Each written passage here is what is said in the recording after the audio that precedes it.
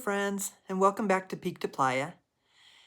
Well, one of the questions I get asked often is, why did you choose the Dominican Republic? So I wanted to take a moment to answer this question, why we chose the DR. I mean, there are 13 major Caribbean nations, really. So how did we settle on the Dominican Republic? Well, it really comes down to a few key factors for us. So first, I wanted to talk about, we chose it because of property rights. So as a foreigner, we're able to purchase property and own it outright. The legal term is fee simple absolute, which is the same standard we have here in the United States. You hold the title without restrictions on how you lease, sell, pass the property on to the heirs. You have complete control and enjoyment of that asset. In many other Caribbean islands, it's not that straightforward.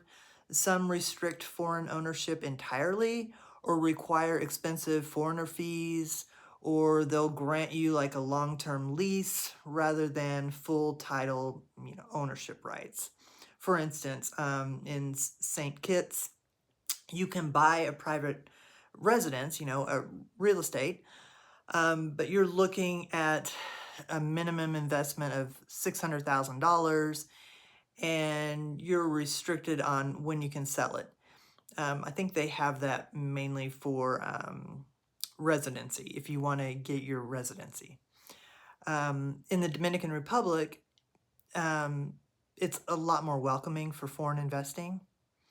So, we're able to purchase and hold property with the same autonomy we would have back here in the United States. Another big reason for us is healthcare, the healthcare. The Dominican Republic is one of the most accessible and affordable options in the region. Facilities and hubs like Santo Domingo, Santiago are well regarded, offering private medical care that's truly top tier.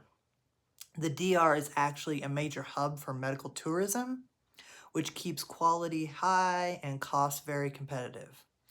While islands such as the Bahamas or the Cayman Islands, they have excellent healthcare, they really do, but they come with a significantly higher price tag for both services, and the general cost of living is a lot higher than the DR. And speaking of which, the cost of living here in the DR, or there in the DR, I'm still in the Springs, is one of the lowest in the Caribbean. So depending on the location and the lifestyle, of course, but we can maintain a pretty comfortable life for around $2,000, $3,000 a month on a budget. It would go much faster, that $2,000, $3,000, it would go very quickly on other islands. And finally, there's the location, the proximity.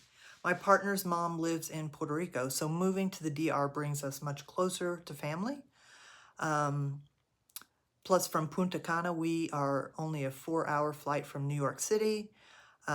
We initially thought we might retire in Puerto Rico, but when we looked at the specific healthcare access and the unique needs for Ricky, who is a disabled veteran, the Dominican Republic became the obvious choice. And the best part, if we're ever missing the sound of coqui, we can hop on a quick flight to San Juan or take the ferry from Santo Domingo for a weekend getaway. So those are the big reasons we chose the Dominican Republic. So anyway, hope that answers the questions. If you've made it this far, drop a house emoji in the comments. Love to know where you're watching from. And if you found it helpful, hit that like button and subscribe to follow along as we prepare for our big move. Thanks for watching. Until next time, friends.